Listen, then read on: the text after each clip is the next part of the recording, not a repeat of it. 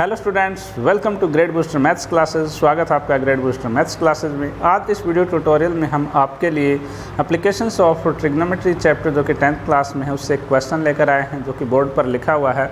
इसमें आपसे कहा है from the top of a 15 metre high building the angle of elevation of the top of a tower is found to be 30 degree. From the bottom of the same building, the angle of elevation of the top of the tower is 45 degree. Find the height of the tower and distance between the tower and the building.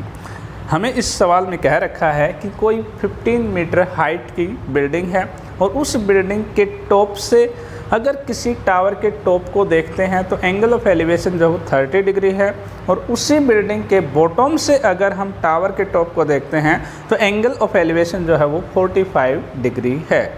हमें उस tower की height find out करनी है और building और tower के बीच में जो डिस्टेंस है वो भी फाइंड आउट करनी है। तो चलिए सोल्व करते हैं इसको। तो डायग्राम बना लेते हैं पहले।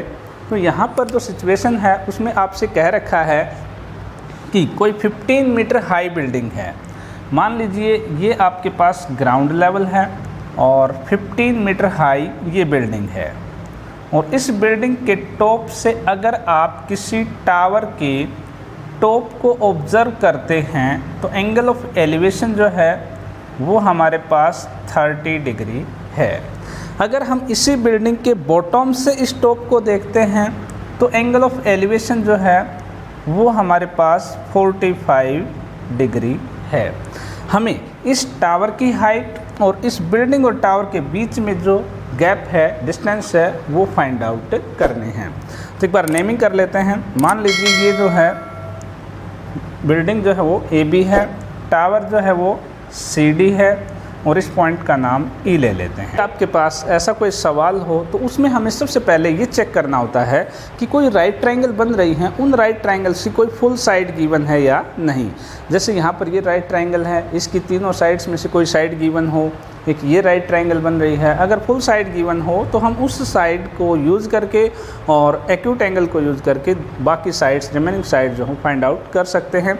अगर हमें फुल साइड गिवन नहीं है, साइड का कोई पार्ट गिवन है, जैसे ये केस है, यहाँ पर ये 15 है तो राइट ट्रायंगल का पार्ट नहीं है, लेकिन AB इक्वल टू DE जो है हमारे पास 15 मीटर हो सकता है, यानी कि जो CD साइड है उसका एक पार्ट हमारे पास है। तो ऐसे केस में हम क्या करते हैं कि जो राइट ट्रायंगल बन रही हैं उनमें कोई कॉमन साइड है वो कैलकुलेट कर लेते हैं और उससे हम इक्वेशन बना लेते हैं। ठीक है, तो यहाँ पर ये जो ट्रायंगल हैं इनमें हमारे पास कॉमन साइड तो नहीं है राइट ट्रायंगल्स में, लेकिन BD और AE की लेंथ सेम है। यानी एक राइट ट्रायंगल ये है, इसमें AE, और एक राइट ट्रायंगल ABD है, इसमें BD। इन दोनों साइड की जो लेंथ है वो हमारे पास इक्वल है। तो हम बड़ी ट्रायंगल में BD कैलकुलेट कर लेंगे और इस छोटी राइट ट्रायंगल में हम AE कैलकुलेट कर लेंगे और दोनों को इक्वल पुट कर देंगे। तो यहाँ पर हम एज्यूम कर लेते हैं कि CE जो है वो x मीटर हमारे पास है। तो हम यहाँ लिखेंगे इन ट्रायंगल AEC।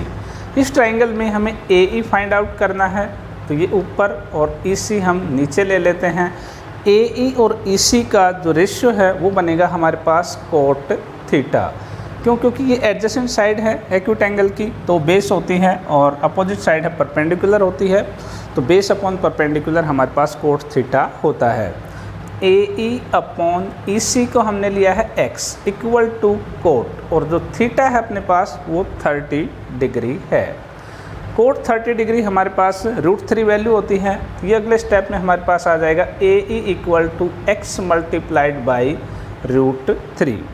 इसका मतलब √3x जो है वो AE की वैल्यू आ गई हमारे पास फर्स्ट इक्वेशन। अब हम बात करेंगे यहाँ पे ट्रायंगल BDC, राइट ट्रायंगल दूसरी हमारे पास BDC है उसमें, तो हम लिखेंगे इन ट्रायंगल BDC में हम BD कैलकुलेट करेंगे क्योंकि AE के इक्वल BD है। तो BD upon full side CD, ये भी अपने पास cot थीटा बनेगा। तो अगले स्टेप में यहाँ लिख लेते हैं। तो यहाँ पर अपने पास ये बन जाएगा BD अपॉन CD की वैल्यू हमारे पास है x plus 15। So write it x plus 15 equal to cot, और थीटा है अपने पास इस बार 45 डिग्री। ओके, तो ये अपने पास आ जाएगा BD equal to x plus 15 multiplied by cot 45 1 होता है। और अगर हम ट्रिग्नोमेट्री अप्लाई ना करें इस ट्राइंगल में तो आप ऐसे भी निकाल सकते हैं, जब एक एंगल 45 डिग्री है तो वो ट्राइंगल आइसोसेलेस भी होती है, यानी कि जितना BD है उतना ही CD है। जो BD है अपने पास x प्लस 15 आना है, वैसे भी हम इसको लिख सकते हैं। तो यहाँ पर BD की वैल्यू हमारे पास x प्लस 15 मीटर आ गई, इक्वेशन नंबर 2। अब फर्स्ट इक्वेशन में AE की वैल्यू है, सेकंड इक्वेशन में BD की वैल्यू है, और AE और BD दोनों इक्वल हैं। तो हम लिख सकते हैं कि from 1 and 2 we can write √3x is equal to x plus 15। x की वैल्यू निकालना चाहते हैं तो x को इधर ले आओ, √3x minus x equal to 15। तो अगले स्टेप पे यहाँ पर x हमारे पास कॉमन आ जाएगा, अंदर आ जाएगा √3 माइनस 1 इक्वल टू 15। ओके, अब x की वैल्यू चाहिए हमें, तो x आएगा 15 अपॉन √3 माइनस 1। अब डिनोमिनेटर को रैशनलाइज करने के लिए हम इसको √3 प्लस 1 से मल्टीप्लाई और इसी से डिवाइड कर देते हैं। तो ये अपने पास रह जाएगा 15 into √3 plus 1 over a minus B A plus B, A square minus B square, A square यानी √3 का स्क्वेयर 3 आएगा, 1 का स्क्वेयर 1, 3 माइनस 1। तो यहाँ लिख देते हैं। इसके बाद ये अपने पास बन जाएगा 15 इंटू √3 प्लस 1 अपॉन 2। अब 2 से 15 को हम डिवाइड करते हैं तो 7.5 और अंदर 1.732 प्लस 1, ये √3 की वैल्यू और ये प्लस 1। ओके, अब ये अपने पास हो जाएगा 75 अपॉन 10 मल्टीप्लाइड बाई इनका सम 2732 अपॉन 1000। डेसिमल हमने रिमूव कर दिया। अब इसको कैंसिल करते हैं। 25 3 जा, ये 4 0 और 4 से कटता है, एंड में 32 है। 4 10 जा, 4 से 4 6 जा, 24 3 8 3। Finally it is 3 multiplied by 683 over 100। 10 और 10 का मल्टीप्लाई 100। ऊपर मल्टीप्लाई आएगा 3 3 जा 9, 3 8 जा 24, 18 20 अपॉन 100, 20.49 मीटर। ये वैल्यू हमारे पास आई है x की। और जो हमें फाइंड आउट करना है, इस टावर की जो हाइट है वो x प्लस 15 है, तो इसमें हम 15 ऐड कर देते हैं। तो हमारे पास जो BC है, टावर की जो हाइट है वो 15 प्लस 20.49, इट मीन 35.49 मीटर आ जाएगी।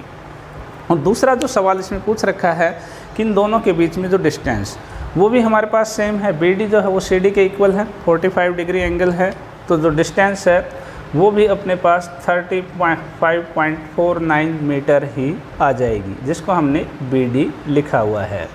तो ये था आज का क्वेश्चन। उम्मीद है आपको अच्छी तरह से समझ में आया है। अगर आपको वीडियो अच्छी लगी है, आपके लिए हेल्पफुल रही है, तो लाइक शेयर कमेंट करना बिल्कुल मत भूलिएगा। और ऐसे वीडियो देखते रहने के लिए चैनल सब्सक्राइब जरूर करें। Thank you very much and have a nice day.